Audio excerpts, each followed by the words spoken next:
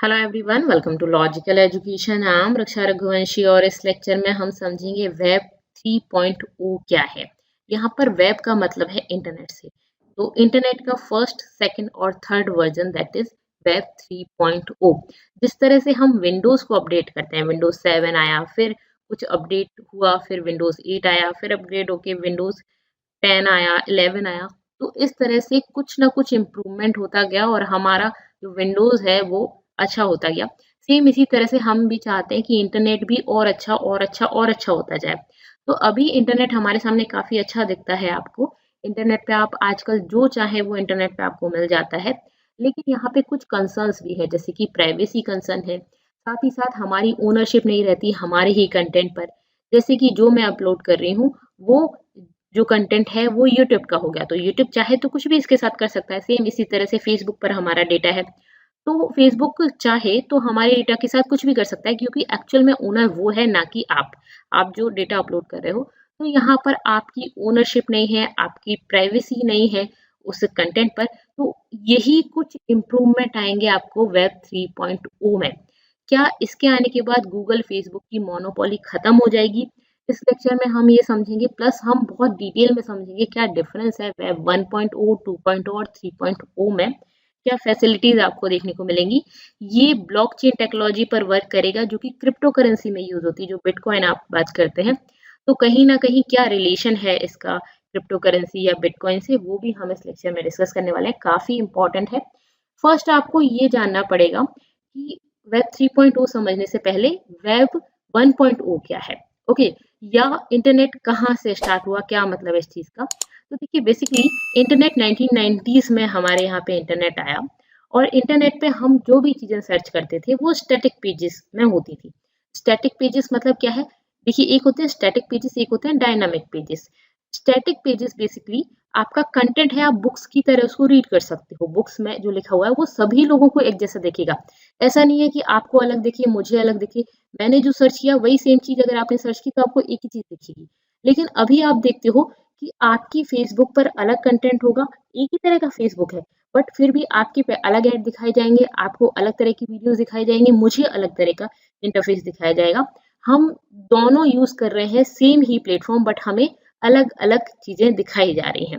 तो ये डायनामिक में होता है। स्टैटिक में सेम ही तरह की चीजें होती थी, आप बुक्स की तरह उनको पढ़ सकते थे। जैसे विकिपीडिया है, आप उस पर जो लिंक होती थी उन पर क्लिक करके दूसरे पेज पे चले जाओगे, बट स्टैटिक डेटा, सेम तरह का डेटा सबको दिखाया जाएगा। ये था वेब 1.0। ओके, इसमें एक सर्वर फाइल सिस्टम होता था, वो कंटेंट को सर्व करता था। इसमें एक या दो ही कंटेंट डेवलपर होते थे जो आपको पूरा का पूरा कंटेंट सर्व करते थे, और मिलियंस ऑफ यूजर्स थे, पूरी दुनिया इसको यूज कर रही थी। तो इसको हम किस तरह से यूज कर रहे थे? बुक्स जैसे हम पढ़ते हैं सेम उसी तरह से हम यूज कर रहे थे। Frames and tables are use to position and align the element on the pages, तो ये किया जाता था इसमें। और पेजेस जो बने होते थे वो server side includes and common gateway interface था ये सबके लिए। ठीक है, कॉमन गेटवे इंटरफेस था, सभी के लिए एक जैसा था। ऐसा नहीं था कि आज मेरे लिए अलग शो कर रहा है, आपके लिए अलग शो कर रहा है। अगर आप एक ही चीज दिखा रहे, सर्च कर रहे हो उस पर, तो एक ही चीज आपको दिखेगी। ओके, तो ये था वेब 1.0। जैसे आप विकिपीडिया समझ सकते हो, स्टैटिक आप जो कंटेंट है वो समझ सकते हो, लेकिन विकिपीडिया में अभी आज की डेट में इमेजेस वगैरह काफी सारा कुछ मिलता है। तो अभी वेब 2.0 यूज होता है, ना कि 1.0। ये पहले यूज होता था। फिर आया वेब 2.0, ये 2004-6 के करीब आ गया था। इसमें डायनामिक कंटेंट होता था। डायनामिक कंटेंट जैसे कि हम फेसबुक को समझ सकते हैं, अभी इंस्टा काफी चल रहा है, हम उसको समझ सकते हैं। तो इसमें वीडियोस वगैरह होती हैं और हर किसी को अलग अलग कंटेंट दिखाई देता है। ठीक है, फेसबुक, गूगल, जैसे आपने कुछ भी कीवर्ड्स सर्च किए, या आपको जो चीजें आपकी फेसबुक पे दिखती हैं, या आपकी कोई कुछ भी, आप जैसे कि आप अभी ये देख रहे हो, तो आपको जो ऐड दिखाई दे रहा है वो आपने कभी कोई चीज सर्च की होगी, उसके अकॉर्डिंग ऐड आते हैं। ठीक है, तो यहाँ पर डायनामिक कंटेंट होता है। Information flows between site owner and site user by means of evaluation and online commenting. देखिए, बेसिकली क्या है कि जब 1.0 था उसमें कुछ लोग ही कंटेंट सर्व करते थे, बाकी सब लोग उसको यूज करते थे। लेकिन यहाँ पर वेब 2.0 आया, तब क्या हुआ? इंफॉर्मेशन इंटरनेट हमसे भी लेने लगा और हमें इंफॉर्मेशन, दूसरों को वही इंफॉर्मेशन दिखाने लगा। जैसे कि मैं अभी यूट्यूब को इन्फॉर्मेशन दे रही हूँ, मैं इसको वीडियो अपलोड कर रही हूँ, मैं यहाँ पे वीडियो दे रही हूँ और ये बाकी सबको दिखा रहा है, आप लोग देख रहे हो, तो आप लोग यूजर हो। सेम वही चीज आप भी कर सकते हो, आप भी इंटरनेट पे अपनी इन्फॉर्मेशन जैसे फेसबुक पे डालते हैं, तो ये आप अपनी इन्फॉर्मेशन दे रहे हो। तो यहाँ पर सिर्फ वन साइड फ्लो नहीं है, यहाँ पे टू साइड फ्लो है, इन्फॉर्मेशन फ्लो हो रहा है between side owner and side user. तो फेसबुक हमसे डेटा ले रही है या यूट्यूब हमसे डेटा ले रहा है, उसके बाद बाकी सबको दिखा रहा है, तो यूजर भी यहाँ पर डेटा दे सकता है। सेम इसी तरह से जैसे कि मैंने कोई पिक्चर अपलोड की, आप उस पर लाइक कमेंट करते हो, तो ऑनलाइन कमेंटिंग जो होती है तो वो यूजर्स से भी डेटा लेता है और उस डेटा को फिर सबको सर्व करता है। ओके, यहाँ पे developed API to allow self uses such as by software applications, इसकी वजह से जो एप्लीकेशंस वगैरह उसकी वजह से हो पाया। उसके बाद web access leads to concern difficult from traditional internet user base to wider variety of users. तो देखिए यहाँ पर यूजर्स भी बहुत ज़्यादा बड़े और यूजर्स जो है वो इंटरेक्ट कर पाए एक दूसरे से। यहाँ पे आपको सारी जो भी अभी वेबसाइट आप देखते हो वो सब के सब 2.0 को यूज़ करते हैं, तो उसमें आपको डायनामिक कंटेंट मिलता है प्लस टू वे कम्युनिकेशन होता है, आप उस पर अपना डेटा रिलीज कर सकते हो। लेकिन यहाँ पे एक प्रॉब्लम भी है, आप अपना डेटा जो डाल रहे हो वो एक जैसे कि फेसबुक या गूगल पर डेटा जा रहा है। जैसे कि मैं एक कोई यूजर हूँ, मैंने यहाँ पे अपना डेटा फेसबुक पे दिया, तो ये थर्ड पार्टी जो है, ये जो फेसबुक है उसके पास डेटा गया, ठीक है, और इसके बाद फिर ये दूसरों को सर्व करेगा जैसे कि आपको सर्व कर रहा है, ठीक है। तो बेसिकली मेरा डेटा मेरे कंट्रोल में नहीं है, इस साइट की, ये कोई भी साइट हो सकती है, इस साइट की कंट्रोल में है और इसके बाद फिर यहाँ पे पहुंचेगा। अब 2.0 से हम 3.0 पे क्यों जा रहे हैं, हमें तो कोई दिक्कत ही नहीं है, 2.0 में सारी चीजें ठीक है। बट अगर हम थोड़ा सा डीप में सोचें तो मेरा डेटा अगर एक बार इंटरनेट पे चला गया, गवर्नमेंट चाहे तो उसको बोल सकती है कि आप इसको हटा दीजिए डेटा को, बट अगर एक बार डेटा इंटरनेट पे चला जाता है तो आपको भी पता है कि वो नहीं हटता, वहां से कहीं ना कहीं डाउनलोड हो जाता है, कहीं ना कहीं किसी के पास पहुंच जाता है और वो डेटा फिर इंटरनेट पे चलता ही रहता है, बहुत मुश्किल से वो इंटरनेट से डिलीट होगा। तो यहाँ पर अगर मैं नहीं चाहती कि मेरा पर्सनल डेटा किसी दूसरे के पास हो, जिसको मैं नहीं चाहती, वो उसकी भी ओनरशिप मेरे पास ना होकर किसी दूसरी चीज के पास हो जाती है, जैसे कि फेसबुक है या जो भी आप एप्लीकेशन यूज करते हो उनके पास आपकी इंफॉर्मेशन हो जाती है। बट हम चाहते हैं कि नहीं, हमारी इंफॉर्मेशन किसी और के पास ना हो, उस पर हमारा ही कंट्रोल हो, क्योंकि मेरी कुछ पर्सनल इंफॉर्मेशन हो सकती है जिसको मैं नहीं चाहती किसी के पास जाए। ओके, तो एक बार इंटरनेट पे कोई चीज डाल दी तो उसको फिर आप नहीं हटा सकते हो, बहुत कॉम्प्लिकेटेड होता है उसको हटाना। तो यहाँ पर कुछ जो प्राइवेट कंपनी जैसे कि गूगल है, फेसबुक है, इनके पास ही ज्यादा डेटा और इनकी मोनोपोली है, अगर ये चाहे तो उस डेटा को किसी भी तरह से यूज कर सकते हैं। तो इसी चीज को हटाने के लिए यहाँ पे वेब 3.0 की जरूरत पड़ी। ओके, तो यहाँ पे वेब 3.0 हम समझते हैं क्या है बेसिकली। तो देखिए 1.0 2.0 ये 1996 के करीब आया और ये 2006 के करीब चलने लगा वेब 2.0। और यहाँ पर कम साइट्स हुआ करती थी, यहाँ पे साइट्स बहुत ज़्यादा बढ़ गई, इसका बहुत ज़्यादा यूज होने लगा। एक एक कोई आपका पब्लिशर है जो कंटेंट को पब्लिश करता है और बाकी सब इसको सिर्फ और सिर्फ यूज कर रहे हैं, यूजर जनरेटेड कंटेंट। और यहाँ पे नहीं है, यहाँ पे सिर्फ और सिर्फ कुछ ही, जैसे कि ये अकेला है, यही अकेला कंटेंट जो है वो बना रहा है, बाकी सब लोग तो इसको देख ही रहे हैं। तो एक नहीं, कुछ लोगों का ग्रुप होगा जो इसको कर रहा होगा और बाकी सब यूजर्स होंगे। बाद में तब नॉन प्रॉफिटेबल था, उस टाइम पर एडवर्टाइजमेंट वगैरह नहीं चलती थी, लेकिन फिर इसमें एडवर्टाइजमेंट भी चलने लगे और क्या होने लगा कि बहुत सारे लोग, बहुत सारे यूजर्स हो गए और बहुत सारे जो कंटेंट है वो पब्लिश करने वाले हो गए, कंटेंट जनरेट करने वाले हो गए। तो जैसे फेसबुक पर हम सभी कंटेंट जनरेट कर रहे हैं और हम सभी ही यूजर हैं, ठीक है, तो सभी कंटेंट जनरेट कर रहे हैं, सभी यूजर हैं, तो बेसिकली ये होने लगा। प्लस ये प्रॉफिटेबल ऑर्गेनाइजेशन होने लगा, कंपनीज ऐड चलाने लगे और ऐड हम लोगों को दिखने लगा और हम लोग उन चीजों को परचेज करने लगे और उस वजह से कंपनीज का फायदा होने लगा। जैसे कि आप यूट्यूब या कहीं पर भी कोई भी आप प्लेटफॉर्म यूज करते हो, आप फेसबुक यूज करते हो, आप किसी सोशल मीडिया प्लेटफॉर्म को जब यूज करते हैं तो आपने देखा होगा कि आपको वो ऐड दिखाया जाता है जो कुछ टाइम पहले आपने किसी साइट पर सर्च किया हो, ठीक है, उस टाइप की चीजें आपको फिर 2-3 दिन तक दिखाई जाती है। लाइक आपने कोई टी शर्ट सर्च की तो आपको फिर दूसरी जगह पे अगर आप कोई चीज देखोगे, किसी वेबसाइट को देखोगे गूगल पे, तो फिर आपको साइड में वो टी शर्ट, वो शर्ट दिखाई देंगी जो आपने सर्च की थी। तो बेसिकली ये क्या होता है, ये गूगल या फेसबुक के पास ये डेटा होता है और ये उस डेटा को थर्ड पार्टी कुकीज को दे देते हैं उन कंपनीज को, जिससे वो अपना एडवर्टाइजमेंट चलाती हैं और फिर हम उन चीज को परचेज करते हैं और हमारा फायदा होता है। मतलब हम परचेज करते हैं तो हमें वो चीज मिल जाती है और उस कंपनी का फायदा होता है। बेसिकली इस तरह से ऐड आते हैं। बट यहाँ पर ऐड अगर हम नहीं चाहते कि हमें वही चीज बार बार दिखे ऐड, या वो ऐड कंपनीज के पास हमारा डेटा जाए, हम ऐसा नहीं चाहते, वो मेरी पर्सनल इंटरेस्ट है, मैं नहीं चाहती। इस वजह से मैंने एक इसी टॉपिक पर एक वीडियो भी बनाया था, डेटा प्रोटेक्शन। उस वीडियो को देख लीजिएगा तो आपको पता चलेगा गवर्नमेंट ने काफी सारे रेगुलेशंस लगाए हैं इस चीज के लिए, जो गूगल फेसबुक द्वारा कुछ अपोज किए गए हैं, कुछ मान लिए गए हैं, उसको जरूर देखिएगा। उसकी मैं डिस्क्रिप्शन में लिंक दे दूंगी या आई बॉल पर भी आपको मिल जाएगा, तो उससे आपको ये चीजें और अच्छे समझ आएंगी। अब समझते हैं वेब 3.0। यहाँ पे हमें जो भी वेब 2.0 में प्रॉब्लम्स दिख रही हैं वो यहाँ पे सॉर्ट हो जाएंगी, पर इसके भी कुछ प्रॉस एंड कॉन्स हैं। तो बेसिकली वेब 3.0 क्या है? Is a third version of internet. Third version है 1.0, 2.0 और 3.0, या इसको 3.0 भी बोलते हैं।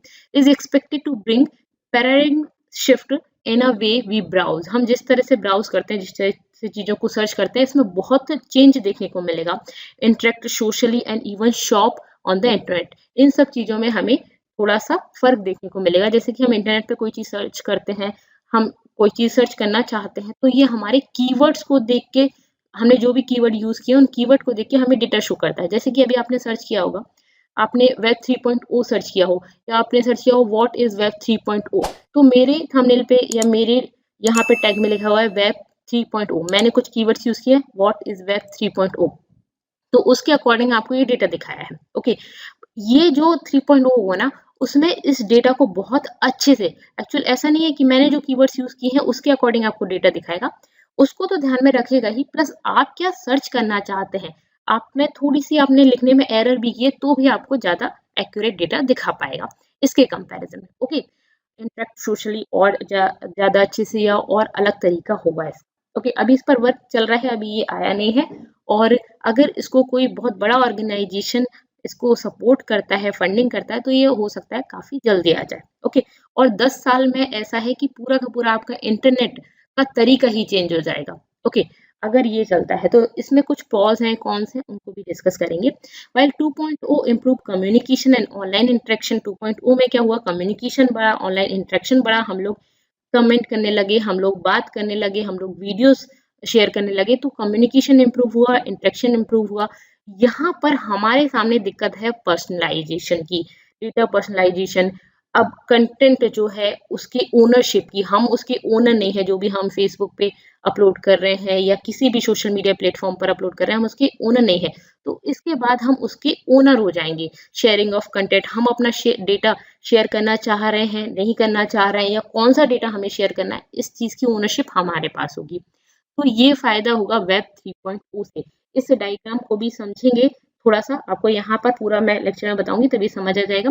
इसमें आर्टिफिशियल इंटेलिजेंस होगी। आर्टिफिशियल इंटेलिजेंस तो अभी भी आपका यूज होता है, जैसे कि नेचुरल लैंग्वेज प्रोसेसिंग आपका समझ पाएगा। जैसे आप हिंदी में सर्च कर रहे हो, किसी भी और लैंग्वेज में सर्च कर रहे हो, वो भी समझ पाएगा, अभी भी यूज होता है और अच्छे से यूज होगा। सिमेंटिक वेब होगा। सिमेंटिक वेब का मतलब क्या है, जैसे मैंने अभी बताया कीवर्ड्स हम यूज कर रहे हैं, तो कीवर्ड, वही कीवर्ड आपने डाले, वही कीवर्ड मैंने यहाँ पे दिए आपको, और उन कीवर्ड से वो मैच होते हैं तो इंटरनेट आपको कोई डेटा बताता है। तो इसमें भी वो कीवर्ड तो होंगे ही, लेकिन ये बहुत ज्यादा अच्छे से फोकस करेगा ना कि कीवर्ड पर, और न्यूमेरिक वैल्यूज पर भी ये फोकस करेगा और ज्यादा अच्छे से वो हमारे सामने रिजल्ट लेकर आएगा। ठीक है, एबिक्यूटी होगी।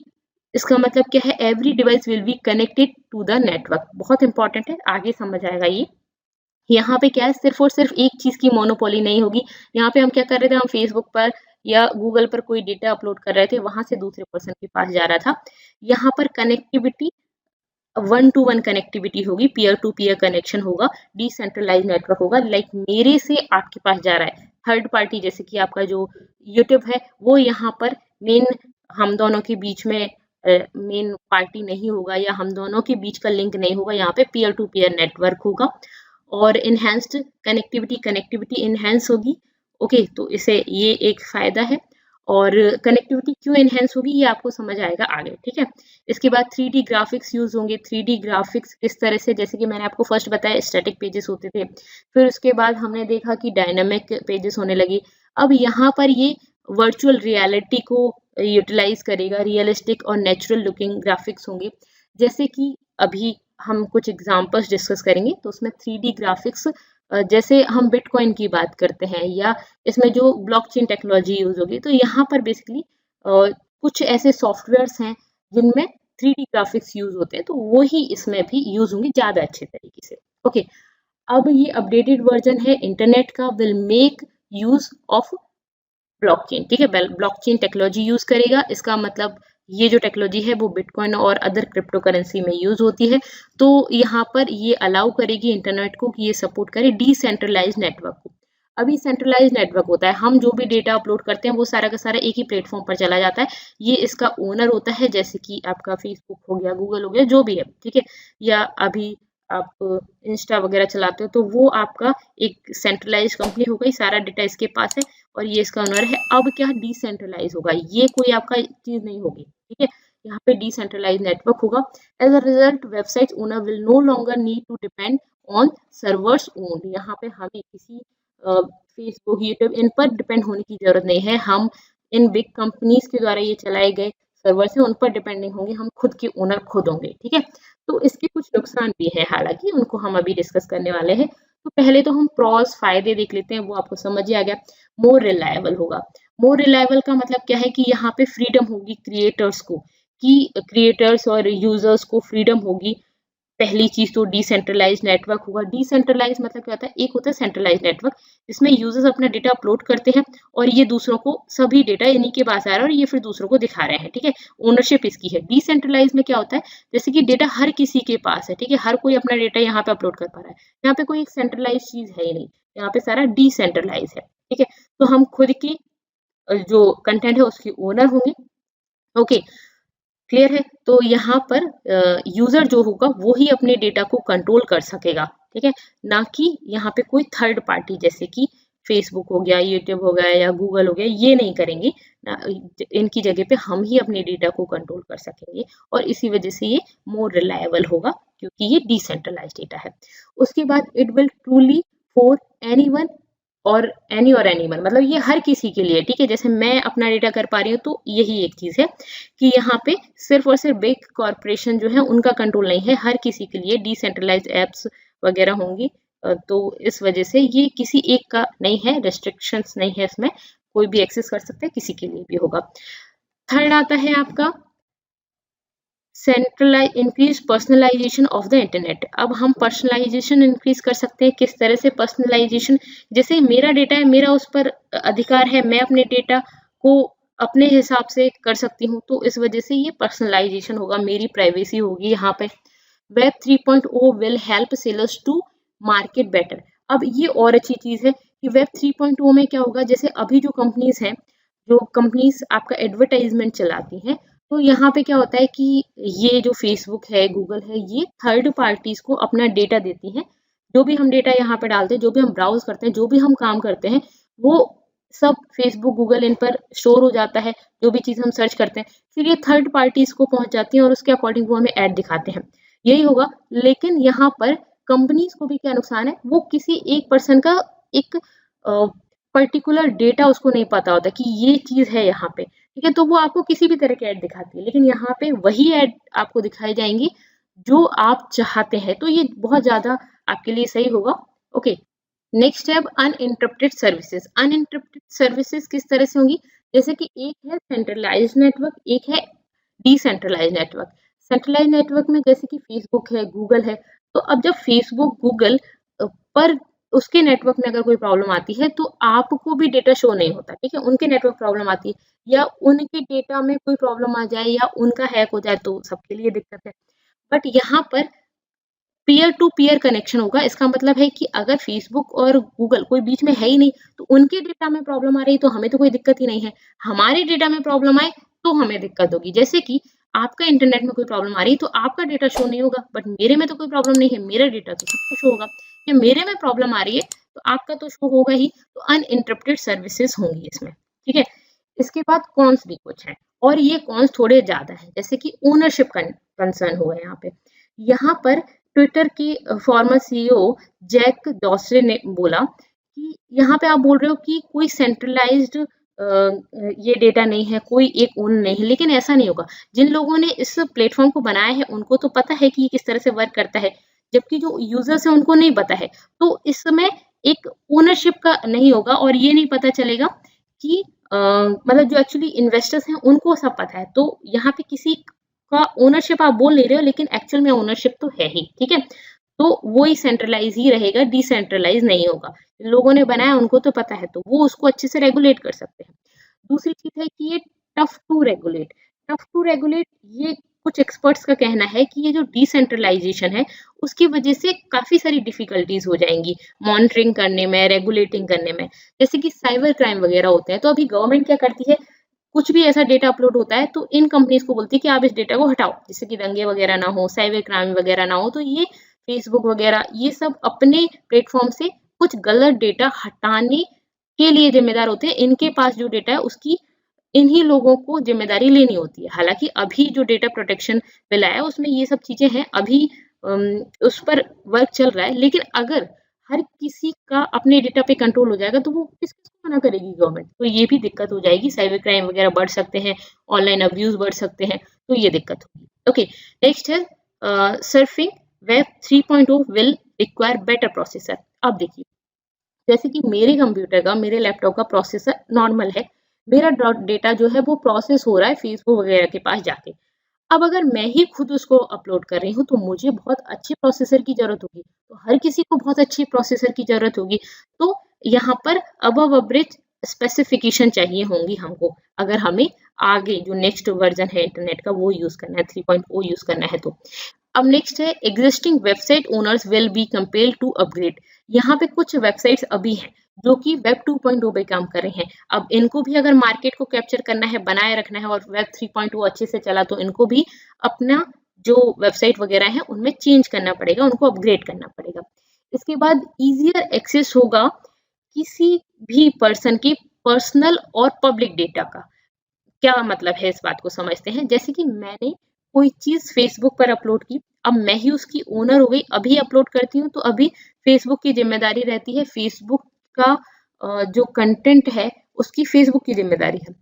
लेकिन अब मैं अपने लैपटॉप से अपनी ओनर खुद हूँ, तो मेरा डेटा हो सकता है हैक हो जाए, मुझे उतनी प्राइवेसी नहीं आती हो, मैं उतना उस पर, अभी क्या है कि जो डेटा हम पब्लिक कर रहे हैं वही तो पब्लिक हो रहा है। लेकिन अगर मैं इस तरह से खुद की ओनर हो जाऊंगी तो फिर खुद का जो पर्सनल डेटा है वो भी यहाँ पर जा सकता है, उसको भी दिक्कत आ सकती है, ठीक है।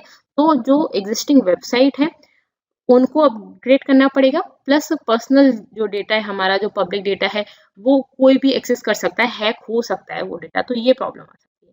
तो ये आपने समझा कि वेब 3.0 की क्या प्रॉज हैं और क्या कॉन्स हैं। तो 1.0 जो था उसमें कुछ लिमिटेड एप्स ही होती थी, जैसे कि गूगल आपने देखा तो स्टैटिक डेटा होता था। 2.0 में बहुत सारी एप्स आने लगी, जैसे कि इनमें सिर्फ आप पढ़ने वाला डेटा देखोगे। 2.0 में आपको बहुत सारी ऐप यूज करने लग गए, आप इंस्टा यूज करने लगे, ट्विटर यूज करने लगे, ब्लॉग करने लगे, फेसबुक करने लगे, और यहाँ पे एक सेंट्रलाइज्ड नेटवर्क हो गया ये।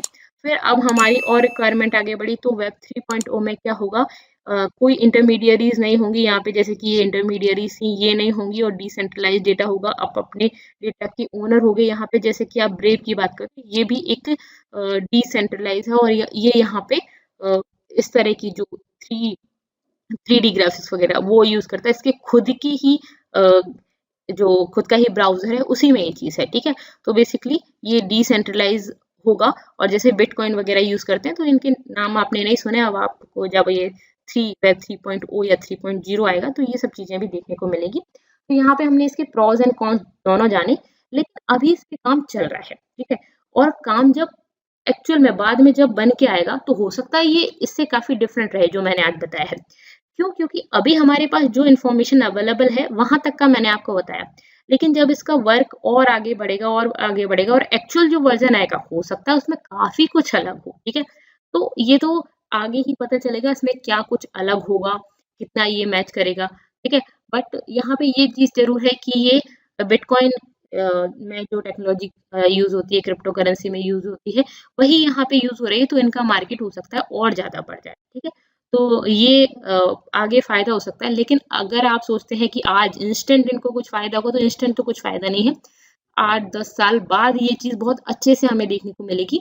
तो ऐसा है कि 10 साल बाद पूरा का पूरा हमारा इंटरनेट चेंज हो जाए। अभी स्टार्ट हो गई है, काम बहुत चल रहा है, लेकिन कुछ लोग इसका विरोध भी कर रहे हैं। और आपको क्या लगता है, आप मुझे ज़रूर बताइएगा कि ये आना ठीक है या ठीक नहीं है, ठीक है? कुछ साइबर क्राइम के इश्यूज़ भी आएँगे, और भी बहुत सारे इश्यूज़ आ सकते हैं, ये आप मुझे कमेंट करके ज़रूर बताएँ, आपका क्या जानना है, आपको क्या लगता है? और अगर आप इसकी पीडीएफ चाहते हैं तो टेलीग्राम चैनल को ज्वाइन कर लें। इसके अलावा आप इंस्टा पर मुझसे क्वेश्चंस भी कर सकते हैं, और चैनल को सब्सक्राइब नहीं किया तो इसको सब्सक्राइब कर लीजिएगा, जिससे नेक्स्ट वीडियोज़ के अपडेट्स आपको मिल जाएँ। Thank you so much, thanks for watching.